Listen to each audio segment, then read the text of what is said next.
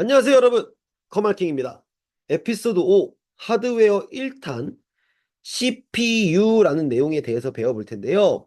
CPU라는 하드웨어는 센트럴 프로세싱 유닛으로서 중앙에서 처리하는 장치, 중앙 처리 장치라고 부릅니다.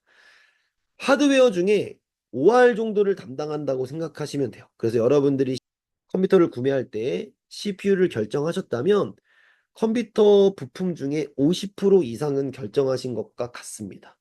자, 컴퓨터의 5대 기능 첫 시간에 설명드린 적이 있는데요. 입력 기능, 제어 기능, 연산 기능, 기억 기능, 출력 기능.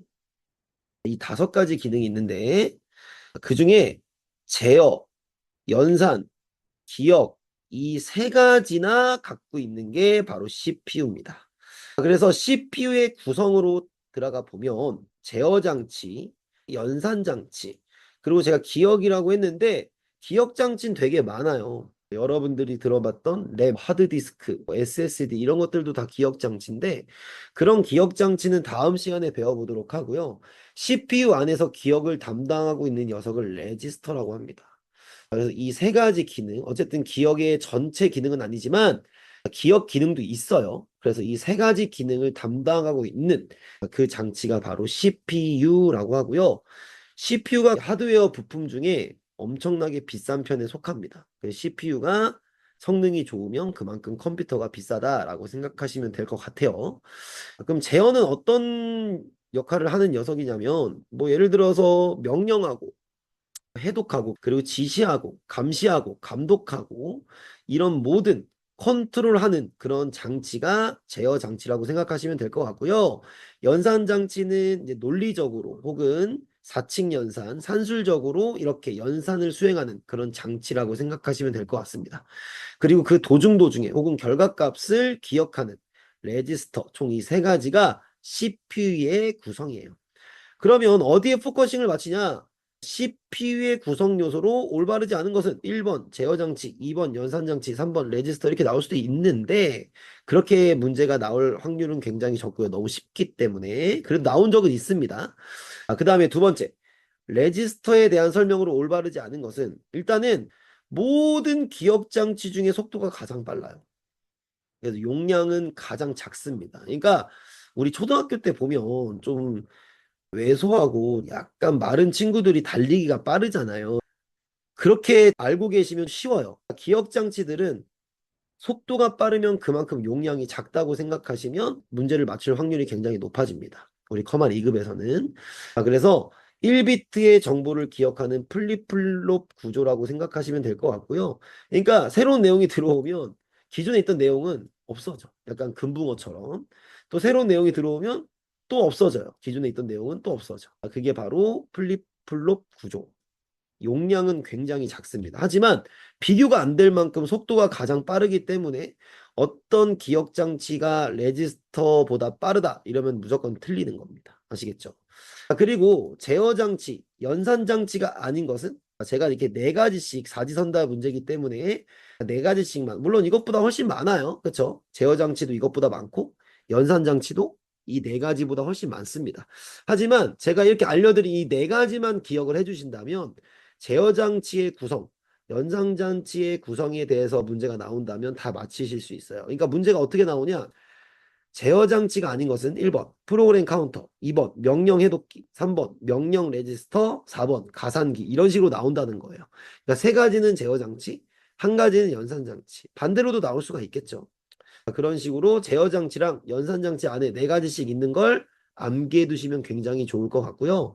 자, 그 다음에 제어 장치에서 프로그램 카운터 제가 별표를 하나 칠 텐데 별표 하나는 굉장히 중요하다고 했죠. 프로그램 카운터 혹은 연산 장치에서 누산기 이 애들은 제가 이렇게 뜻까지 적어 드렸어요. 이 뜻까지 암기를 좀 해주셔야 됩니다.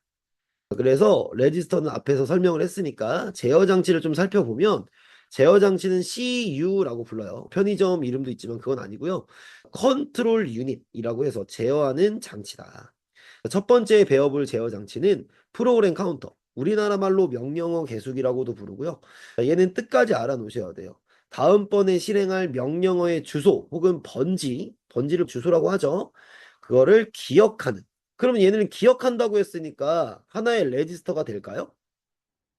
네, 됩니다. 자, 얘는 정확히 말씀을 드리면 다음번에 실행할 명령어의 주소를 기억하는 레지스터예요. 레지스터는 레지스터지 걔가 왜 제어 장치냐. 레지스터는 다시 한번 말씀드리지만 제어 장치 안에도 있고요. 연산 장치 안에도 있어요. 그러니까 CPU 안에서 뭘 기억한다 그러면 그건 다 레지스터라고 생각하시면 될 것 같아요. 두 번째는 명령 해독기. 명령어를 해독하겠죠. 그러니까 명령 레지스터. 명령어를 기억하겠죠. 그리고 부호기, 뭐 순서 같은 걸 결정한다고 하는데 실행 가능한 프로그램으로 변경해주는 그런 제어 장치라고 생각하시면 될 것 같아요. 자, 연산 장치 네 가지. 일단 연산 장치는 ALU라고 부릅니다. Automatic Logical Unit이고요. 산술 혹은 논리 연산을 수행하는 장치다라고 생각하시면 될 것 같고, 가상기는 더할 가짜 써가지고 더하기 연산을 수행해 주는 거고요. 자, 보수기는 음수나 뺄셈, 이진법에는 마이너스 기호가 없어요. 정보 처리를 배워보신 분들은 아시겠지만 이진법에서 음수를 표현하는 방법은 세 가지가 있습니다. 부호와 절대치, 1의 보수, 2의 보수. 그래서 우리 커마 리급에서는 1의 보수랑 2의 보수까지는 나올 수가 있다라고 생각하시면 되고요. 자, 그래서 이진법에서를 음수로 취급하거나 뺄셈 연산을 수행하려면 보수 취급을 해줘야 돼요. 그래서 보수기란 녀석은 이진법에서 음수나 뺄셈을 나타낼 때 사용한다. 자, 그리고 누산기, 얘는 별표를 쳤잖아요. 굉장히 중요합니다. 누가 약간 누적하다 이런 뜻이에요. 그래서 1 더하기 1 더하기 1이 3이잖아요. 1 더하기 1은 2고 거기에다가 1을 더해야 3이라는 결과가 나오겠죠. 그래서 연산의 결과를 일시적으로 기억하는 얘도 하나의 레지스터입니다. 그래서 연산의 결과를 일시적으로 기억하는 레지스터, 그거를 누산기라는 연산 장치다라고 외워두시면 될 것 같아요. 그 다음에 상태를 기억하는 상태 레지스터까지. 자, 그래서 우리가 제어 장치랑 연산 장치 구성, 그리고 프로그램 카운터와 누산기의 뜻까지 한번 배워봤고요. 꼭 암기를 해두셔야 됩니다. 자, 그럼 보수가 뭐냐?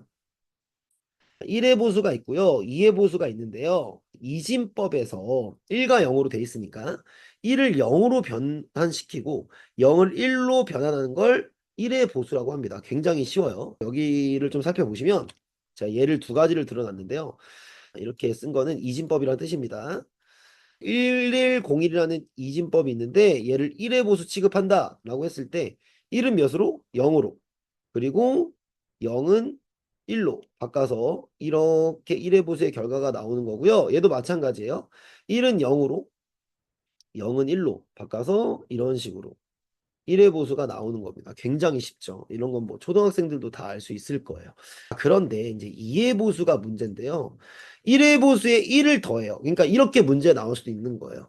보수라는 것은 뭐 덧셈을 사용하기도 한다. 그쵸? 맞죠? 왜냐하면 1의 보수에다가 1을 더한 게 2의 보수거든요. 그래서 얘는 좀 쉬워요. 0010이라는 1의 보수에 1을 더하면 0011이 되겠죠. 이게 21101에 대한 2의 보수가 바로 이런 식으로 결과가 나오는 겁니다. 제가 이거를 왜 알려드리겠습니까? 문제 나온 적이 있어요. 그러니까 예를 들어서 1101이라는 이진수가 있는데 얘를 2의 보수로 나타낸 것은 보기 1, 2, 3, 4번 중에 무엇이냐? 그랬을 때 얘를 찍으시면 됩니다. 그리고 이제 두 번째는 조금 어려워요. 이진법은 2라는 숫자가 안 나오잖아요. 2가 될 때 그거를 10이라고 해서 0011이라는 1의 보수에다 1을 더하는데 1 더하기 1은 몇이에요? 2가 아니라 0이 되면서 하나가 올라가요. 이런 식으로. 10이 되는 거죠. 1 더하기 1은 또 0이 되면서 또 하나가 올라갑니다. 자, 그리고 1이랑 0이랑 더해서 1이 되고요. 그 다음에 0은 그대로 내려와서 0000 이게 바로 뭐에 대한 1100에 대한 2의 보수가 되는 겁니다. 이해 가셨나요, 여러분들? 자, 이렇게 해서 보수까지 배워봤고요. 우리는 CPU, 하드웨어 1탄에 대해서 한번 배워봤습니다. 여러분, 오늘도 끝까지 시청해 주셔서 감사하고요. 좋아요, 구독은 사랑인 거 아시죠? 꼭 좋아요, 구독 눌러주시기 바랍니다. 자, 오늘 수업은 여기까지 하겠습니다. 고생하셨습니다.